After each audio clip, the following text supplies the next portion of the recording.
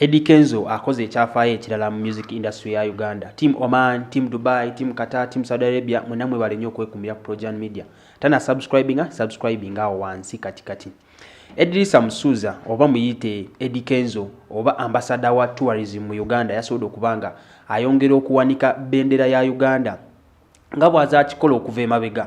Yona gyazaakola byonna azenga awanika bendera ya Uganda mu music industry oba ne mu bitundu ebirala kyekyavaako n'okuvaako abantu okusinga considering omulondanga ambassador wa tourism mu Uganda ngero omulimu gwa yali agukola bulungi nakati akyagukola bulungi olw'ensonga kino kyeyatuuseeko kyeyatuuseeko teri musician mulala yena oba teri muyimbi mulala yena mu Uganda eri akituuseeko oba yali akituuseeko kino ekintu Eddie Kenzo kyeyatuuseeko. Eddie Kenzo olunaku lw'ejjo yapiyarinze ku billboard ya the New York Times Square billboard. Ino square billboard okuteekako oteekubanga oli w'amaanyi nnyo era Eddie Kenzo yasobola okubanga akiprovinga nti ye muyimbi w'amaanyi mu ggwanga lyattu Uganda. Era Eddie Kenzo teyawummudde yasobola okubanga agenda ku mukutu gwa social media n'apostingirawo ng'agezaako okutegeeza abana Uganda abali mu ggwanga lya US ku kino ekyatuusewo abatanakiraba wabula yapostinze ku Facebook ye oba ku social media accounts ze zonna asobola okubanga ateekako message oba ya captioninze pass by the New York Times Square in the US. You will see your boy Eddie Kenzo in partnership with Prime Music partner getting ready to release an African classic. We all grew up enjoying this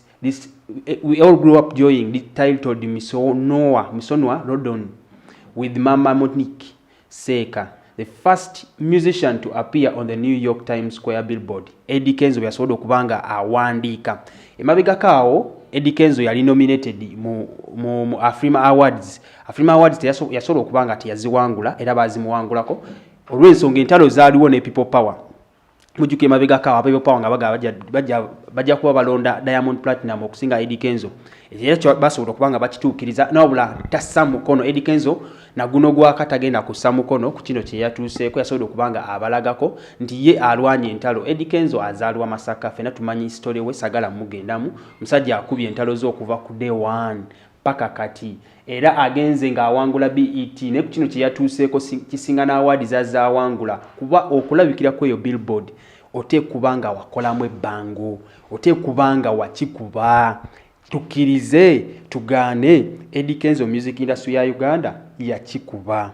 Eddie Kenzo tukirize yakikuba music ya Uganda okulabikira kweyo billboard yasobola okubanga akikuba tukirize yakikuba era okujjukizawo katono Eddie Kenzo kyamulonzanga ambassador wa tourism mu Uganda ndoza teyali nsobi omulimu akolera ddala bulungi nnyo ddala wabula gwa ayagala okulanga ne Projan Media jangu okube ku simu zino wammanga oba tuweerezeko message ku WhatsApp solo kubanga tulanga naawe gwaine ayagala okuza channel yo naawe osobola okubanga namba y'essimu ngenda kubanza soma maaso awo osobola okubanga naawe otukubirako oba otuweezako message ku WhatsApp ne tusobola okubanga tukwasizaako channel yo neekula tusobola okumanaging ya channel yo nesobola okubanga etuuka ku muwendo gw'abantu gw'oyagala ku kasente akasaamusaamu naawe aina business y'engoye aina business y'amasimu oyina edduuka oyina kika kya business osobola okubanga ojja ku Projan Media ntusobola okubanga tukuyambako langa business yo tukubireko ku namba z'essimu zino wammanga noti 7 noti 2 noti 7 19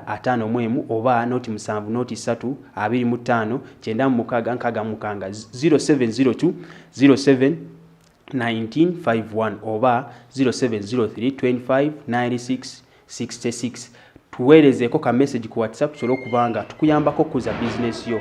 Tulina abantu nga nawe bosobola okubanga owerabirako ddala bulungi nnyo ate na subscribinga olina kyonjagaza gwe kubanga gwe mulundi gwo ogusoose okubanga ofuna amawulire ku Projan Media subscribinga awo wansi omale ohitinga notification bell tusobola okubanga ensonga zitambula subscribinga likinga commentinga mwebale nnyo mwebalire ddala.